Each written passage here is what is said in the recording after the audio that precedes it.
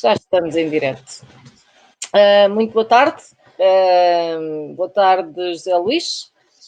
Boa tarde a todos os nossos seguidores. Eu acho que já podemos já posso ter este discurso, porque realmente eu moderei as primeiras sessões e não sabíamos bem como é que a coisa funcionava, mas a verdade é que neste momento as conversas em direto do Açores Entre Mares 2020 já têm seguidores, portanto podemos dizer boa tarde aos nossos seguidores. Nós hoje temos connosco o José Luís Neto.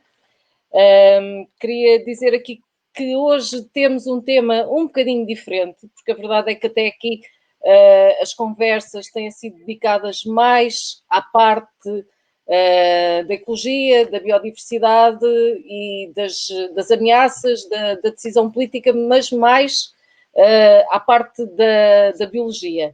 E hoje temos aqui um volte-face e continuamos na ciência, não é? No fundo, porque a arqueologia é uma ciência, mas a conversa hoje é mais sobre cultura e sobre património e sobre arqueologia subaquática.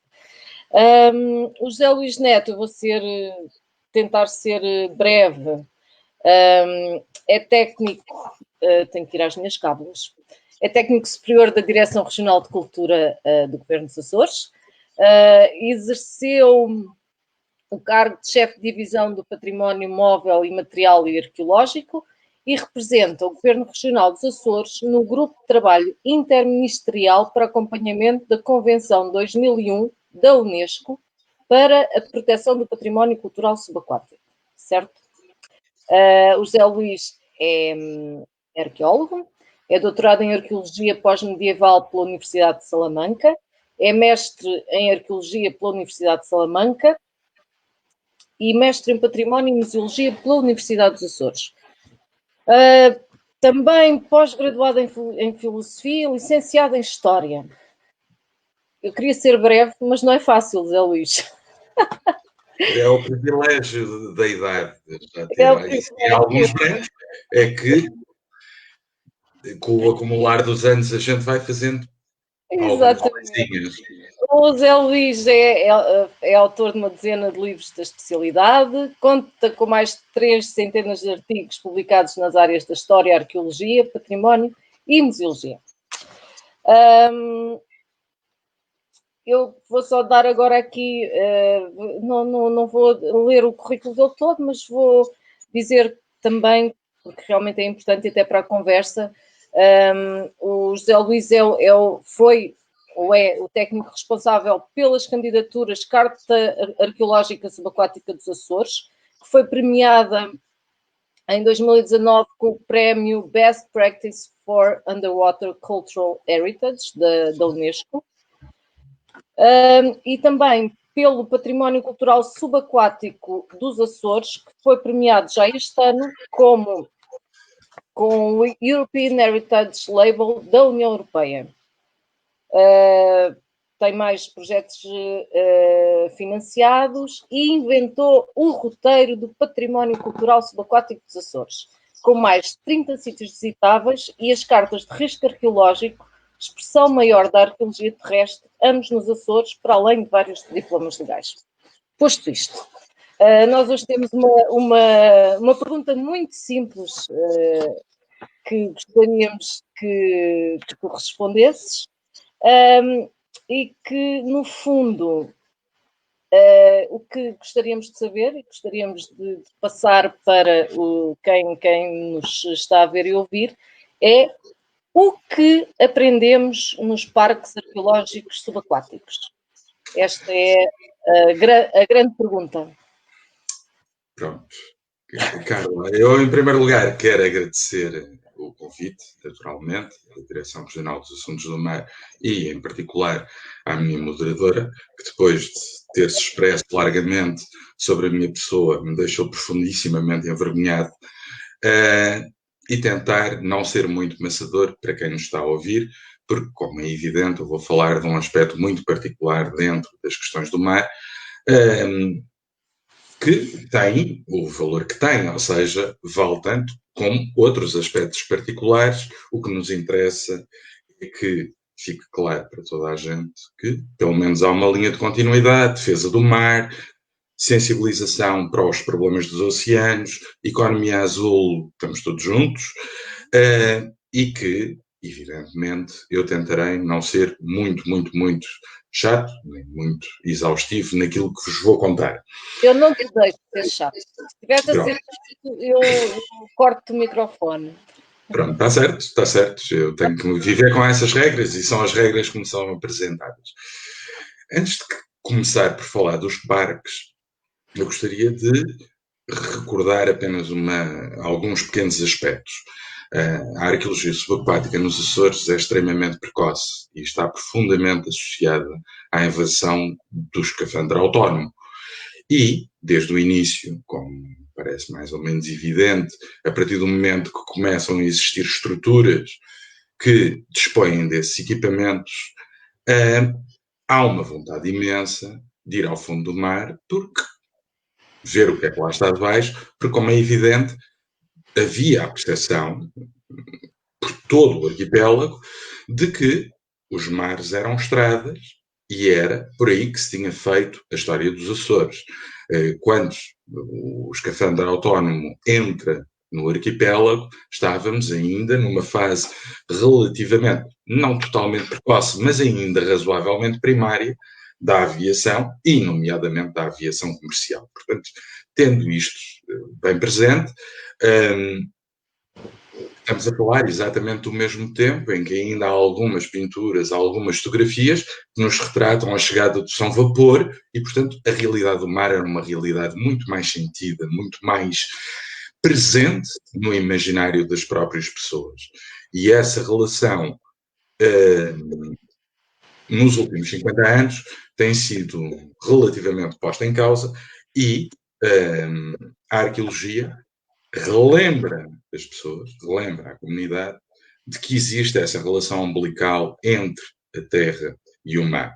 Obviamente, não o faz da forma poética do Vitorino, em que os nossos olhos mergulham no mar e tal, aquela coisa, a açorianidade. Escrevia estupidamente bem, era um homem genial, não é essa a questão.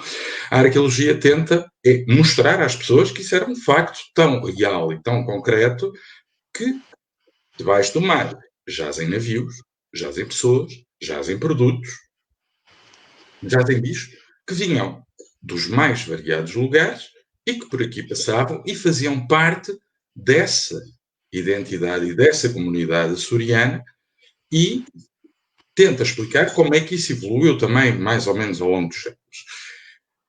Como é evidente, começa numa relação muito forte logo nos anos 60 e, portanto, tão precocemente quanto em Portugal continental, é bom sublinhar isto. Dom Fernando de Almeida estava em Troia a fazer as primeiras experiências de mergulho. Ele não mergulhava, escavava em Troia. Ele não mergulhava, mas mandava os mergulhadores lá para baixo, que era para lhe trazerem as peças dessa cidade romana de Troia, que fica mesmo em frente a Setúbal, é aquele areal fantástico, transformado num resort, obviamente, as dunas. Enfim, as dunas, enfim, agora são as da Comporta, que estão na Liga da Frente, a gente conhece isso tudo, mas naquela altura, obviamente, ainda não existiam aqueles edifícios todos da Torre Alta, e existia, sim, os vestígios de uma cidade imensa, ligada à produção de garo, que é um preparado de peixe salgado, e que fazia as iguarias no livro de Apício e no mundo romano todo, que, como era evidente, era um condimento fundamental, era se nós quisermos, o equivalente ao caldo que norre, não cancerígeno, mas que existia, e que foi produzido ali entre o século I e o século V depois de Cristo. No caso dos Açores, a coisa começa exatamente na mesma altura, mas o protagonista é muito diferente.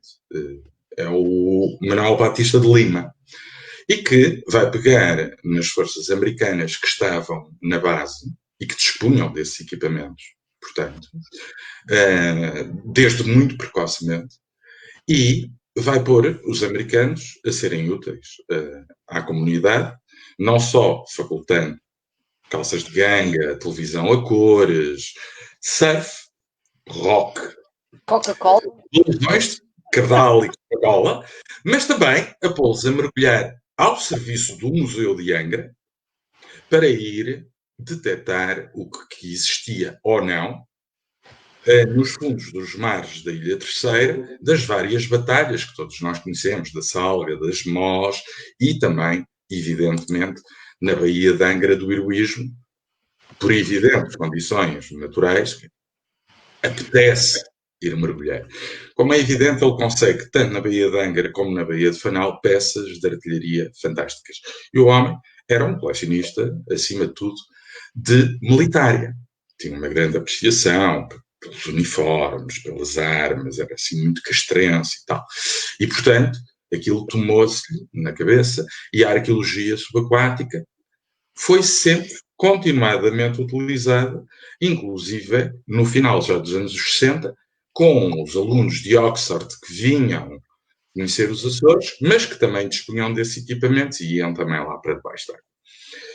Em 71 dá-se uma pequena alteração na lei nacional, tem uma grande influência nessa altura, em 71, não só, como é evidente, para Portugal continental, mas também para as ilhas adjacentes, não muito simpático, mas que existia, e para o ultramar português.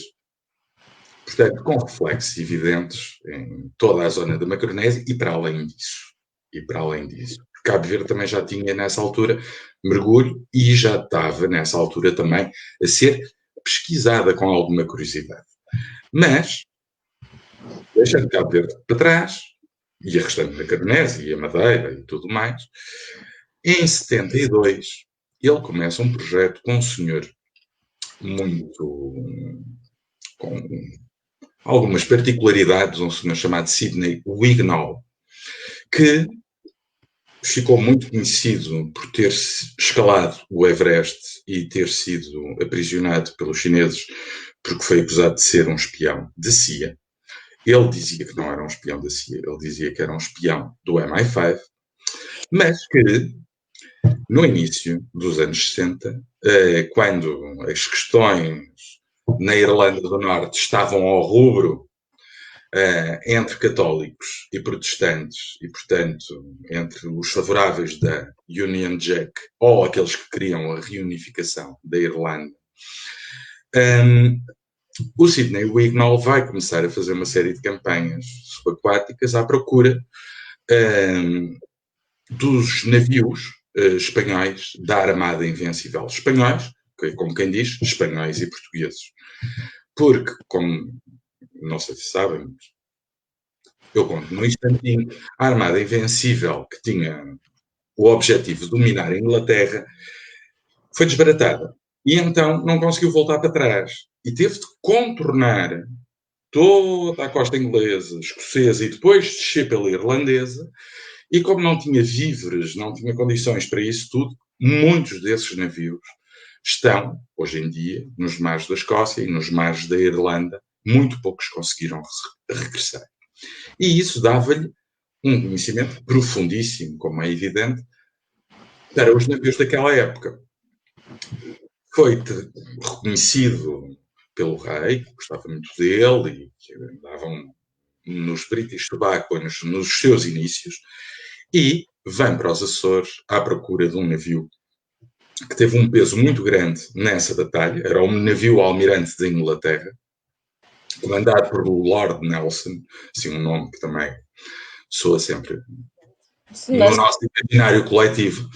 E esse navio teve muito associado à história portuguesa.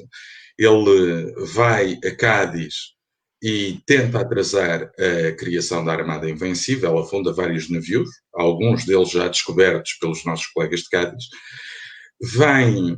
faz o desembarque de Peniche para apoiar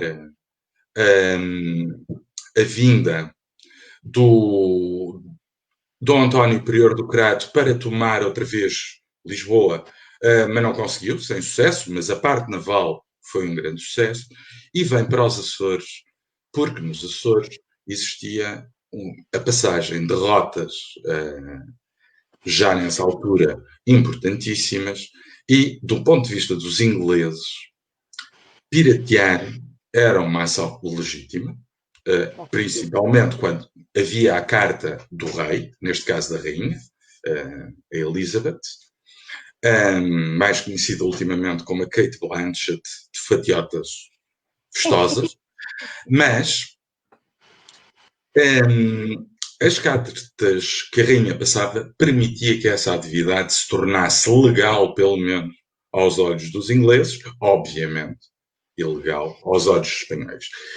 E os ingleses, como não tinham ainda força para tomar a Espanha, esse império onde o sol nunca se punha, porque com a união das coroas ibéricas tornou-se efetivamente mundial, juntou Tordesilhas num melting pot. Além disso, temos de juntar ainda a Holanda, que estava naquela altura ainda em guerra, eles tinham parte da Flandres. A Espanha tinha interesse em todo lado. Pronto, basicamente. Era rainha e senhora da Europa nessa altura. E a Inglaterra, como não tinha ainda aquilo que veio a ser depois, uma potência marítima, não tinha ainda o know-how para construir barcos, não tinha o know-how para dominar a marinharia, procurava atacar navios mercantes, ou seja, navios de carga, que viessem carregados daquilo que iria permitir pagar depois o soldo às tropas espanholas. E vinha para os Açores para, portanto, tomar os navios da Rota da Prata, carregadinhos de prata. Revenge veio numa armada, eram 22 navios. O rei, o Filipe, tinha também um bom sistema de espiões e manda 55 navios contra esses 22. Esses navios fogem, estavam nas flores a fazer a guarda, fogem, fica o Revenge para trás. E o Revenge enfrenta sozinho 55 navios espanhóis e consegue aguentar-se miraculosamente durante 24 horas. Evidentemente foi tomada, aquilo foi uma chacina, como se pode imaginar. Mas, como tinha sido o navio almirante da Armada Invencível na defesa da Inglaterra, os espanhóis decidiram rebocá-lo. E ao rebocá-lo, iam fazer a terceira, e obviamente, depois da terceira, depois de minimamente arranjar, calafetado, arranjar, iria ser mostrado com grande espanto e brio perante os espanhóis ultracatólicos em Sevilha, e todos iam dar grandes louvaminhas ao seu rei. Basicamente era esta a ideia. Mas o homem põe, Deus dispõe, e vem uma das tempestades que nós bem conhecemos nos Açores, que são terríveis. São terríveis. Eu não as consigo explicar muito bem, mas consigo ver as suas consequências. E, como é evidente, o Revenge e vários navios da Armada Espanhola não chegaram a Angra, ficaram algures na costa da Terceira. E, portanto, o objetivo do Batista de Lima era, precisamente, com o Sidney Wignall, descobrirem o Revenge e, portanto, criarem assim uma espécie de notícia de forte impacto para a época. Isto parece uma coisa muito, muito moderna, mas isto foi em 72. E o objetivo, obviamente, era chegar à National Geographic, pôr os Açores no centro do debate, da defesa dos mares, etc, etc, etc. Eles não conseguiram encontrar, de facto, o navio. Tudo não conseguiram? Não conseguiram. Conseguiram um canhão, que está hoje em dia no núcleo Batista de Lima, um canhão lindíssimo, do início do século XVI, uma peça em bronze absolutamente descomunal. Conseguiram-se depois muitas outras coisas, mas o Batista de Lima conseguiu uma coisa absolutamente inovadora e nunca pensada para nenhuma outra parte do território, veio com muita antecedência. Ele, em 73, consegue a anuência, por causa desta intervenção, consegue a anuência do Ministério da Educação, que então tutelava a arqueologia, e do Ministério da Marinha, a criação de um exclusivo de investigação sobre a Baía de Angra. Chamou-se-lhe Reserva Arqueológica. Isto muito antes de existir sequer o termo minimamente consagrado na lei. E quem tinha os direitos de exploração únicos era esse mesmo museu. Claro, depois veio o 25 de Abril e as coisas mudaram, ficaram muito baralhadas durante uns tempos. Batista de Lima é uma pessoa muitíssimo associada ao Estado Novo, ao contrário do outro pai fundador da arqueologia dos Açores, que é o Sousa de Oliveira, que era precisamente o seu oposto, ou seja, era um antagonista do regime, era um senhor que se afirmava materialista dialético e que, ao que parece, conseguiu empregar como seu desenhador nas escavações em Vila Franca do Campo o único militante da UDP dos Açores, pelo menos são as histórias que correm. Se era o único ou não, a gente não sabe, mas que pode imaginar que não havia muitos, também consegue imaginar. Mas estas histórias vão-se misturando e, como é evidente, já nessa altura existia uma figura que está a aparecer como renovador,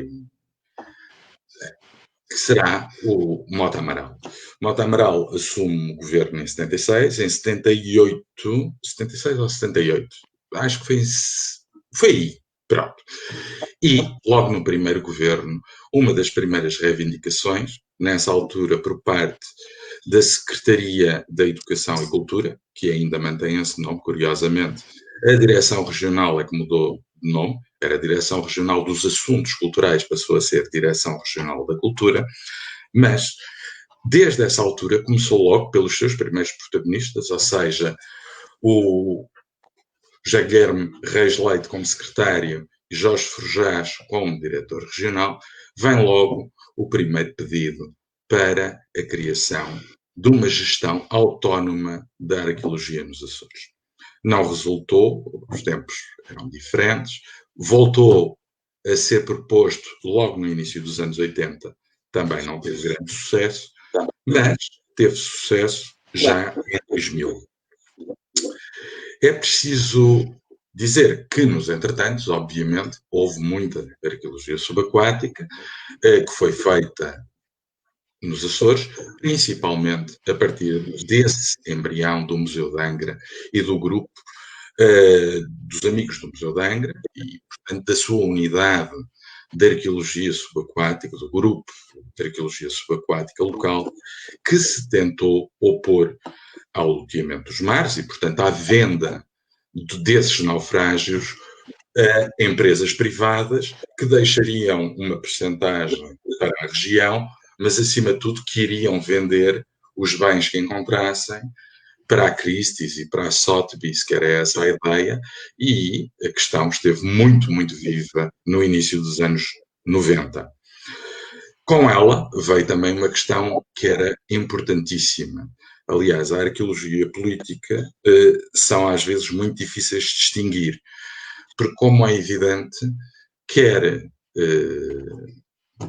o Palácio de Santana, quer Lisboa, outorgavam-se do direito de criar essas permissões e de negociá-las, ou seja, negociar o loteamento ou não dos naufrágios é a mesma coisa de dizer quem é que tem o direito a gerir o mar. É uma questão que ainda não tem sido fácil, tem tido altos e baixos, é evidente, é uma questão que permanece à flor da pele.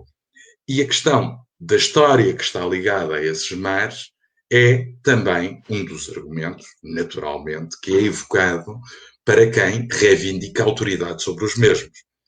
Porque quem zela sobre o património, pois que também deve ter direito a usufruir de todas as outras regalias que lhe estão associadas. E isso tornou-se muito evidente quando começou o grupo de arqueologia subaquática da Associação dos Amigos do Museu de Angra, começou também a reivindicação, novamente, que estava adormecida, em relação à autonomia da gestão arqueológica. Porque quem manda no seu passado, com certeza que pode mandar no seu futuro. Isto é claro como água, é política simples ainda. Será legítimo dizer que, no fundo, porque estamos aqui a falar, porque o interesse não era só, não se prendia só com o conhecimento, não era, mas com as eventuais riquezas que pudessem estar associadas a essas descobertas, não é? Sim, daí também, ou não? Completamente. Ou era mais uma questão... Era uma questão, acima de tudo, não só de tutela, e isso é uma questão de tutela, é uma questão política pura e dura. Obviamente, o acesso às riquezas é fundamental. Se bem que, como é evidente, aquilo que estava em negociação nos anos 90 eram as cargas de prata dos galeões espanhóis, da Rota da Prata, eram as cargas das loiças, das porcelanas chinesas, que depois seriam vendidas na Sotheby's e na Christie's e tudo mais, e que dariam imensas coisas, mais umas imagens e uns santos que viessem indo-portugueses, em marfim, trabalhados em marfim, que também dariam algum. Obviamente, a questão hoje não é essa. Não são esses trocos, essas minudências que estão em questão, são muito mais os minérios, são uma série de outras coisas, mas o pano de fundo continua a ser o mesmo. Quem toma conta do património é o dono legítimo do mar. Isso não tínhamos a menor dúvida, porque quem cuida também tem dele usufruir, e é uma questão que é muito sensível nas relações entre a região e, como é evidente, a Assembleia da República e o Governo, mas nomeadamente na Assembleia da República, onde se fazem sentir, talvez de uma forma mais evidente para as pessoas, para os cidadãos, a questão da macrocefalia de um país pequeno, mas que ela existe e que ainda agora vimos bastante viva na reivindicação de aviões, por exemplo, pelos autarcas do Norte. Portanto, os problemas não são apenas dos Açores, são problemas entre o centro e aquele que não está no centro. E, portanto, são problemas que, obviamente, são problemas estruturantes, como diria o nosso Presidente da República, são questões de coesão nacional. Ele põe aquele ar, diz esta coisa e a gente tem que ler o resto nas entrelinhas, porque, como é evidente, ele depois, em privado, dirá tudo aquilo que pensa, mas certamente não em público. Mas vai tomar umas banhas ao Tejo, tal como foi tomar umas banhas ao Corvo. Fazendo olha, nós já vamos com meia hora. Peço imenso desculpa. Nós já vamos com meia hora. Isto passa a correr. E, bem, acho que foi muito importante também este enquadramento, não é? Porque também nos explica, no fundo, como é que chegámos ou como é que começou a caminhada até ao presente e até à situação que vivemos hoje e que temos hoje, que temos aqui na região e que temos aqui nos Açores. Então, eu voltava-te a perguntar, mas afinal, o que é que nos ensinam os parques arqueológicos aquáticos dos Açores? Mas se calhar volto um bocadinho atrás. E, na realidade, o que é que são estes parques arqueológicos subaquáticos? Quantos são? Onde estão? Podes falar um bocadinho sobre isso? Perfeitamente. Os parques são, neste momento, 5. Estão mais 3 neste momento a ser trabalhados. O primeiro é o Parque de Angra, que no fundo é uma revisitação já da reserva de 73, é uma visão ainda muito, se tu quiseres, muito centrada no trabalho do arqueólogo. O Parque de Angra é isso mesmo, é para reservar e deixar ali e poderem trabalhar os arqueólogos naquela cerca de uma centena de naufrágios que existe num espaço tão curto e tão pequenino como é o da Baía de Angra. A Baía de Angra é relativamente pequenina e, portanto, tem uma concentração absolutamente extraordinária e mundialmente reconhecida de naufrágios e que nos pode ensinar quase tudo o que há para saber sobre navegação e evolução da navegação nos últimos 600 anos. É preciso ter essa consciência e, portanto, tem uma importância fundamental e foi o primeiro. Tem áreas visitáveis, evidentemente. O Lidador, que foi um navio que levou açorianos para o Brasil, é um navio que, pese embora seja um vapor de construção inglesa, era um navio brasileiro e levava muitos imigrantes açorianos de forma ilegal, e temos também a informação que alguns deles foram mesmo vendidos como escravos, o que é uma situação um bocado desagradável nas relações bilaterais, como é evidente, mas que temos de saber perceber que foram outros tempos, outras condições. Agora, temos também um cemitério de Ancros, o maior, como é evidente, da região. Estamos a falar de mais de 40 peças, onde também podemos ver toda a evolução dos últimos 600 anos ali espelhada. Agora, tirando estas duas zonas visitáveis, tudo o resto é essencialmente para salvaguardar, foi esse o objetivo, salvaguardar navios de madeira para que pudessem ser intervencionados e depois serem conhecidos na lógica do museu. Ou seja, as peças saem e depois vão para uma exposição fora, vão para o museu, onde podem ser apreciadas. Aliás, isso acontece dentro do Museu de Angra. Agora, já o segundo parque, que é o Dori, é uma lógica completamente diferente. É feito a pedido dos operadores de mergulho em São Miguel, tem a ver com proteger um navio de uma série de atividades predatórias que estão associadas à própria existência do naufrágio, porque os naufrágios concentram vida e, portanto, a questão que se colocava lá era precisamente a inibição das práticas de pesca. O seu objetivo era a fruição dos turistas, dos clientes, dos operadores de mergulho, e, portanto, é uma lógica completamente diferente. Este parque nasce em 2012. E da fusão destas questões todas, conjuntamente com a crise do Lehman Brothers e com o perceber que os tempos de Foscua já não voltavam atrás, foi necessário criar uma terceira geração de parques que já está claramente vocacionada para a fruição das pessoas, e creio eu que vem. E aí foi criado o Canárias, em Santa Maria, foi criado o Slavónia, nas Flores, e foi criado o Caroline, ao largo do Pico. Neste momento está em discussão, ainda em formulação, o do Porto Pim com o naufrágio do Maine, mas ao mesmo tempo a querer relacionar com o naufrágio importantíssimo que lá houve do Nossa Senhora da Luz, que foi um galeão que vinha da Índia e que, portanto, combina as duas coisas.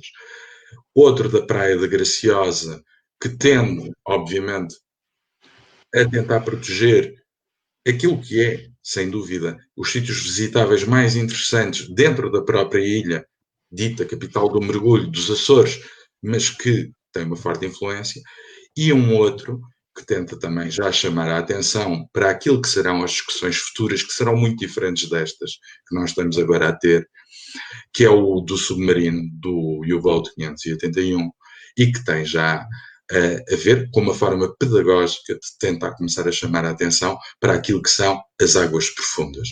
Porque se antes os caçadores de tesouros estavam interessados em ir em mergulho da peneia, e portanto havia que proteger as águas, neste momento eles têm e dispõem de meios que nenhuma das autoridades governativas neste momento dispõe. E portanto isso vai implicar mais do que uma reivindicação, vai implicar uma mudança de paradigma para a cooperação. E a cooperação não será apenas à escala regional e nacional, terá mesmo de ser vista a uma escala internacional. E nesse sentido, tudo aquilo que tem sido avançado nos últimos anos dentro da Macaronésia será sempre uma mais-valia, até porque implica melhor rentabilização de recursos, menos dinheiro dos contribuintes a serem investidos, e é preciso perceber que, no fundo, estamos a falar de 5.000 quilómetros de costa de uma ponta à outra, que fazem uma proteção no canto sudoeste da Europa, razão pela qual a própria Europa tem reconhecido e tem financiado grandemente projetos da área da arqueologia subaquática, não só na Macaronésia, mas mesmo especificamente nos Açores, onde nós temos consciência que a maior parte do orçamento real disponível que nós temos advém de Bruxelas e não tanto da região, porque, como é evidente, estamos a falar de volumes de investimento que são significativos e que tem muito que se lhe diga. O caso diz, porque senão parece monólogo. Desculpa, posso só fazer uma pergunta aqui e que realmente tem a ver com esta parte de investigação e do mar profundo e da colaboração e da interdisciplinaridade. A verdade é que hoje em dia o mar profundo começam-se a dar os primeiros passos no seu conhecimento.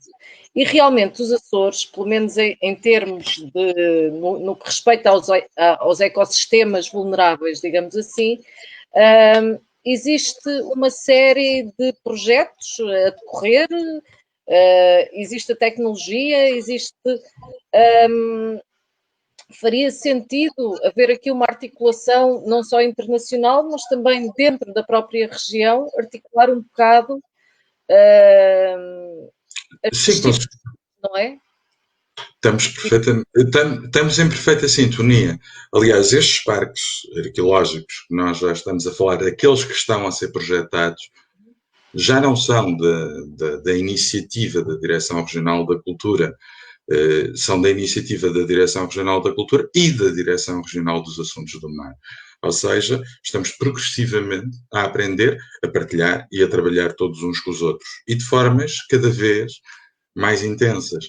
Daí fazer cada vez também mais sentido termos uma organização talvez mais desburocratizada, mais flexível, que permita essas ligações transversais com maior facilidade e maior operacionalidade, ao invés de termos um sistema altamente hierárquico.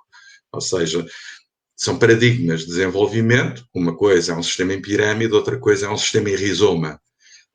E se calhar, para estas coisas, faz muito mais sentido um sistema rizomático ao invés de um sistema piramidal, porque depois é a pirâmide da cultura, é a pirâmide do mar, é a pirâmide do ambiente, é a pirâmide...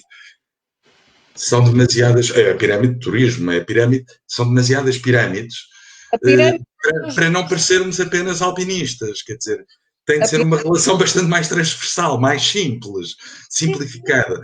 E nesse sentido, isso também é uma aprendizagem que a própria administração está a fazer e creio que tem sensibilidade para isso, para se ir adaptando às necessidades e aos tempos, sob pena de ficar obsoleta, como é evidente, e acho que ninguém pretende isso. Pretende antes respostas eficientes, eficazes, e de preferência de custos controlados, e já agora, porque não dizê-lo, muitas destas áreas não têm custos controlados, dão lucro. Dão lucro à região, de uma forma evidente, através do turismo, mas dão lucro porque o investimento que é feito é claramente inferior àquilo que é recebido. E através de programas comunitários tem sido, efetivamente, uma capacidade de resposta completamente diferente do que seria utilizando apenas o orçamento de investimento da região autónoma dos Açores. Mas acho que isto é comum a qualquer área da investigação, não só no mar, mas da investigação, que tem por base desenvolvimento da investigação científica. Sim. Agora que falaste no turismo, realmente eu já ouço falar disto e já se fala desta intenção de transformar os naufrágios, e agora podemos falar talvez nos parques arqueológicos, não é? Num produto turístico. Isto já existe, é realmente as pessoas...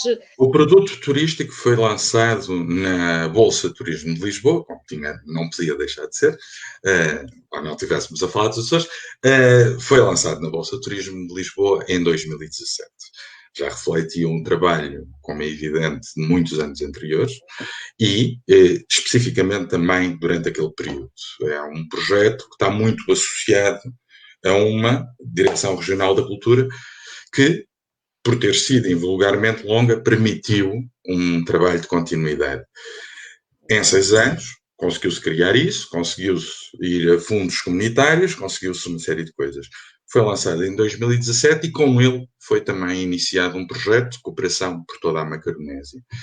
Desde então, já teve segunda versão, desde então estamos já como parceiros a concorrer a fundos europeus com a Grécia, com a Itália, com a França, ou seja, gente que teoricamente dispõe de mais know-how que a própria região. Não é bem assim, porque muitas das coisas temos sido nós a partilhar com eles que eles não tinham imaginado. Porquê? Porque estão habituados a terem estruturas piramidais, altamente burocratizadas e que, como é evidente, não se conseguem ensaiar e ter os resultados tão rapidamente como numa região da dimensão dos Açores. Os Açores têm 9 ilhas, têm 250 mil habitantes, grosso modo, e, portanto, tudo aquilo que se faça, vê-se o resultado muito mais rápido e, portanto, consegue-se ir logo limando arestas.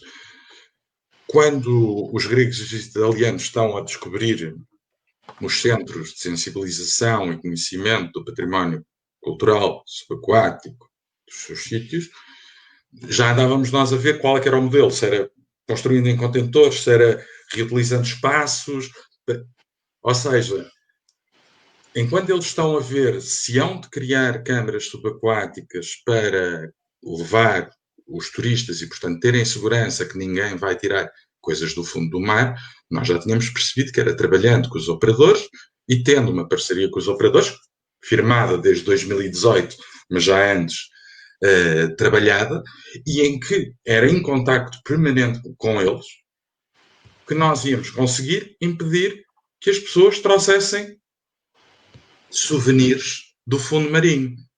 Ok, esse lugar só... Desculpa estar-te a interromper. Não. Essa é uma questão realmente importante, não é? Que realmente os utilizadores, os próprios utilizadores, fazem o controle. Estás a falar um controle mais de fiscalização. Há uma colaboração entre os operadores de mergulho e a Direção Regional da Cultura, mais ligada à parte de investigação e de arqueologia, ou seja, um bocadinho de cidadã, não é? Quando nós vamos ao mar, vamos com eles, nós não vamos com frota própria. Portanto, subcontratamos, contratamos-lhes os serviços e vamos com eles. Foi uma decisão, creio eu, bastante interessante, porque, obviamente, pôs-nos em contacto direto com as pessoas e saber quem trabalha em cada sítio é fundamental. Para além de existir um protocolo de colaboração com a OMA, existe, de facto, o conhecimento pessoal, porque estamos, como disse, numa escala pequenina. Há o conhecimento pessoal e das famílias e tudo mais. E é isso que tem permitido que as boas práticas sejam uma realidade. Aliás, foi isso que foi premiado pela Unesco. Foi essa capacidade de não criar apenas decretos, mas de estar próximo das pessoas e de discutir os decretos com elas antes de sequer de serem criados. E isso tem feito toda a diferença. Quem vai mergulhar no património cultural subaquático dos Açores tem direito... Pronto, enfim, não podemos fazer tudo à la moderna, mas porque isso implica custos muito altos, tem direito a uma antiga caderneta de mergulho. Eu, como tirei o curso ainda em 98 pela British Tobacco, numa escola chamada Cipraia, isto, ao tempo que isto já foi, quem é que se lembra que existe uma British Tobacco? Sim. Havia uma caderneta de mergulho que a gente tinha ponto de carimbos, que era para provar que depois podia tirar mais cursos. Sim, sim. Isso, aquilo, como é evidente. Mas nós criámos uma nova caderneta com os vários sítios e depois, no final, as pessoas recebem um diploma da Direção Regional da Cultura a dizer esta pessoa, atestamos, fez o roteiro cultural subaquático dos Açores, reconhecemos a imensa valia que isso representa de um ponto de vista cultural, mas ao mesmo tempo também temos noção que mergulhar dos 3 aos 70 metros também requer muita qualidade de um ponto de vista do mergulhador. Porque há mergulhos em corrente, há mergulhos difíceis. Há mergulhos difíceis no meio deste roteiro. Todos são o lidador, não é? Nem todos são o lidador. Nem todos são o canários. Não. E mesmo o Dory é fácil, mas pronto. Mas é preciso reconhecer que alguns mergulhos não são para open waters. Claro. Não são. Nem poderão ser. No entanto, através dos documentários, tentamos que as pessoas, todas elas, possam aceder. Por outro lado, também é inegável o papel que os barcos de fundo de vidro têm tido, pelo menos na terceira, a volta mais curta é precisamente ir ao lidador. E isso tem permitido a acessibilidade ao lidador impensável. E números de pessoas a visitá-lo absolutamente impensáveis. Podíamos dizer, mas uma coisa não puxa a outra. Puxa. É porque é precisamente através dos centros de interpretação, através da acessibilidade com barcos de fundo de vidro, que as pessoas podem começar a mergulhar mais. Agora, é preciso ter noção, há 3 milhões de mergulhadores no mundo, todos os anos praticamente 1 milhão tira um curso, ou viaja para fazer mergulho. Nós estamos a falar, segundo os números do DOP, de um estudo que já tem algum tempo, mas que não deve estar propriamente, mas ainda deve estar razoavelmente atualizado, que os valores eram de 1.500 euros por mergulhador. Com os números que nós temos, precisamente por causa dessa ligação forte aos operadores e da OMA, temos noção de quantos mergulhadores andam sensivelmente nos mares do sul por ano, é relativamente baixo, são 45 mil. Se nós pensarmos que Lanzarote sozinha tem mais, temos de ter noção ainda daquilo que temos. Ainda bem, porque Lanzarote deve ser horrível, devem estar a mergulhar todos em cima uns dos outros. Lanzarote é uma ilha pequena, portanto, não são 9 ilhas, é uma ilha pequena das Canárias. Evidentemente, Cabo Verde tem muito mais, Madeira também tem mais que nós, mas temos consciência que a maior parte desses mergulhos são mergulhos no património cultural subaquático, que respondem essencialmente a batismos de mergulho, a experiências de verão. E os sítios, em São Miguel todos nós sabemos, esmagadoramente é o Dório. Na terceira, praticamente maioritário no Lidador. Na Graciosa é o Terceirense. Em São Jorge é o cemitério das Âncoras da Urzelina. Como é evidente, depois o caso muda de figura noutras ilhas. Santa Maria, Pico, Faial, são muito diferentes. As flores também são diferentes, porque, pese embora muitos mergulhos sejam em sítios fáceis, como a Bidarte, que serve de mergulho da Peneia e de escafandro, que é para poderem ver que clientes têm, por exemplo. É mais visitado ainda que o Slavónia. No entanto, as empresas não conseguem estabilizar. Não têm volume de negócio para poderem estabilizar, de facto, efetivamente, só como empresas de mergulho. E, portanto, os dados oscilam muito. Agora, Santa Maria, evidentemente, a grande atratividade são as jamantas e os tubarões-baleia.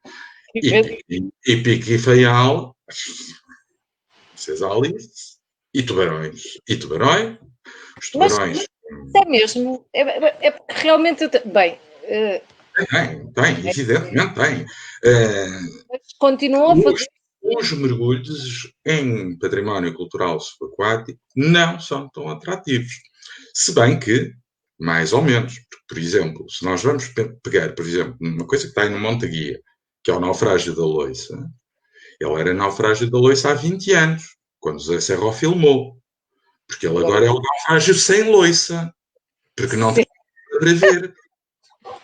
Por acaso eu tenho uma questão relativamente a Porto Pim, e depois nós vamos ter que passar para as perguntas das pessoas que estão a assistir, ok? Estamos cá para isso mesmo. Espero não estar a ser muito maçador. Eu às vezes espero-me quando vou contando histórias.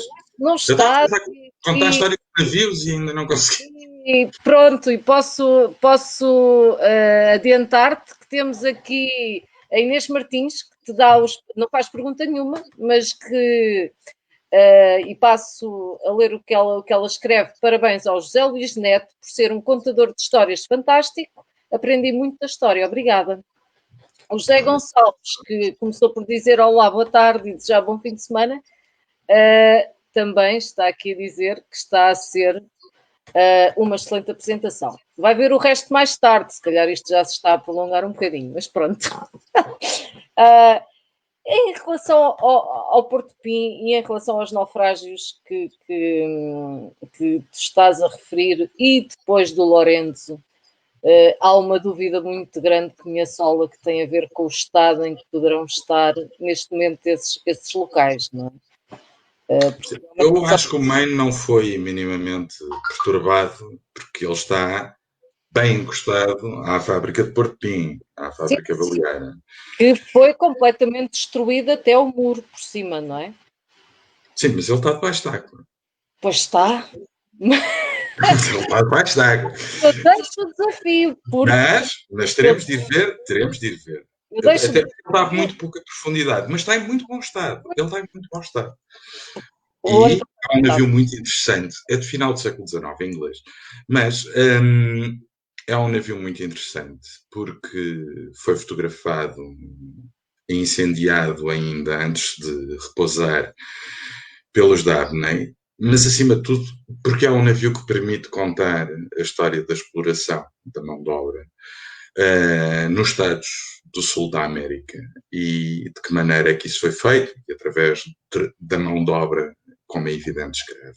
Aliás, o que é curioso nos Açores é que todos estes vestígios patrimoniais eles contrariam completamente a sensação de isolamento do claro. açoriano.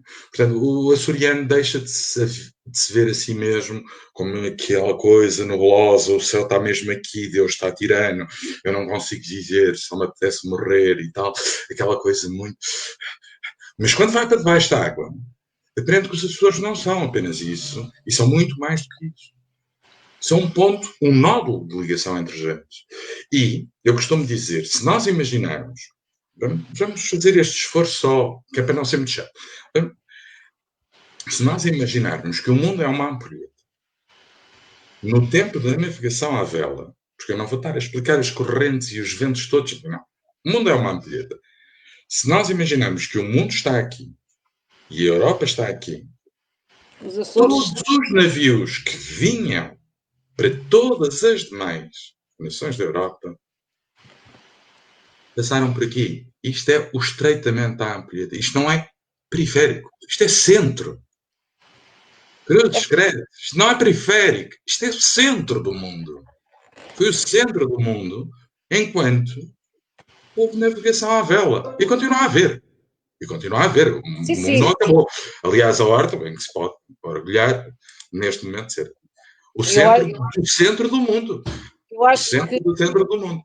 Eu acho que realmente esse é um sentimento muito típico da Horta e de Feilense, não é? Que realmente, quando há bocado falavas da ligação perdida ao mar, é algo que nós aqui não sentimos, não é? Porque de facto a Horta Mas continua. sentem. Continua. De qualquer forma, passamos agora aqui. Sentem e ressentem quando ela é cortada. Claro, E claro. ressentem quando ela é cortada. É engraçado, porque até nestes tempos, não é, que vivemos agora, a horta não deixou de ser o estreitamento da ampulheta. E é incrível, chegas à horta e apesar dos barcos não poderem encostar, há dezenas de iates que estavam a fazer a travessia do Atlântico e que estão fundeados na Baía, não é? Dentro da Marina, fora da, não estão encostados, mas estão ali. Por isso, de facto, continua a ser assim. Nós temos aqui uma questão do Gui Costa que temos que responder. Está bem, Zé? Sim. Então, o Gui Costa faço uma pergunta que de alguma forma já foi aqui respondida, mas que se calhar podemos desenvolver um bocadinho mais. Ele pergunta se reservas naturais sempre associadas a parques arqueológicos e património subaquático será um benefício. Sempre, quer dizer, depende de caso para caso, mas sim, mas temos de ser cada vez mais transversais, isso parece-me evidente, e temos de melhorar muito as comunicações. Eu compreendo a questão eu falo muito com ele, aprendo muito com ele. E há uma coisa que ele me diz que pode parecer assim uma verdade, lá para Alice, mas que ele está coberto de razão. É se nós tivermos naufrágios, mas não tivermos vida nesses naufrágios, ninguém quer ver esses naufrágios. Pronto, isso para mim parece-me mais ou menos um facto inegável. E só se tornou mais evidente porque o Gui me foi puxando as orelhas, mas por outro lado porque fui ver uma série de naufrágios para a Grécia, para Santorini, para a Itália. E percebi uma coisa que me estava a fazer imensa confusão naqueles naufrágios. Aqueles naufrágios eram lindíssimos, mas havia ali qualquer coisa que me arrepiava. Ali havia qualquer coisa que estava mal. E aquilo que estava mal é que não há vida praticamente nenhuma dentro do Mediterrâneo. Okay. E isso é assustador. E os Açores, felizmente, não sofrem ainda esse mal. Não sofrem ainda, mas temos de fazer muito, muito para salvaguardar, como é evidente, a consciência dos oceanos, salvaguardar os nossos mares. Agora, respondendo à tua pergunta inicial, que também me parece que ela merece ter resposta, para que é que serve isto? Serve para já para fazermos imenso dinheiro. Fazemos dinheiro assim, imenso dinheiro. Mantemos e criamos postos de trabalho, que também me parece uma coisa bastante importante para as pessoas que queiram viver cá, porque sem trabalho torna-se tudo muito mais complicado. Agora, acima de tudo, aquela parte que realmente a mim mais me interessa, serve para galvanizar comunidades. Porque ao serem recordadas daquilo que são e que não são apenas aquilo que lhes contaram, e ao perceberem que são maiores, que são abertas e que sempre o foram, elas podem se tornar comunidades melhores. Comunidades que acreditem mais em si. E a única coisa que me interessa é que não é só os Açores serem verdes, não é só os Açores serem azuis. Aquilo que realmente me interessa é que os Açores também tenham pessoas mais preparadas, mais educadas, mais abertas, porque isso fará dos Açores, sem dúvida, não por causa da paisagem, mas por causa dos recursos que cá têm humanos, sem dúvida aquilo que todos nos prometem nos cartazes de turismo, um sítio melhor para se viver. É um bom sítio para se viver. Eu acho que acabamos muito bem. Queria agradecer-te. Acho que foi uma ótima conversa. Fica um bocadinho o gosto, pelo menos a mim, nós ficávamos agora aqui a conversar muito mais tempo, não é? Mas deixaremos para outras edições do Entre Mares, outros palcos, outras ocasiões. Gostava muito de te agradecer realmente de ter estado aqui e estas histórias todas, esta história e estas histórias. Eu é que te agradeço e agradeço à Direção Regional dos Assuntos do Mar. Para mim é sempre uma boa. Tudo que seja uma boa desculpa para poder falar sobre um assunto que gosto tanto é sempre bom. Partilhar com as pessoas ainda melhor, ainda melhor.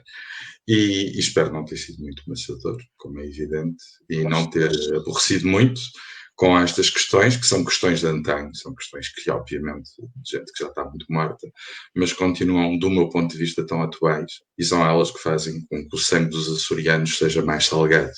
É isso que os torna diferentes, especiais. Ok. Muito obrigada. Boa tarde. Boa tarde. E obrigado a quem nos assistiu. Sim.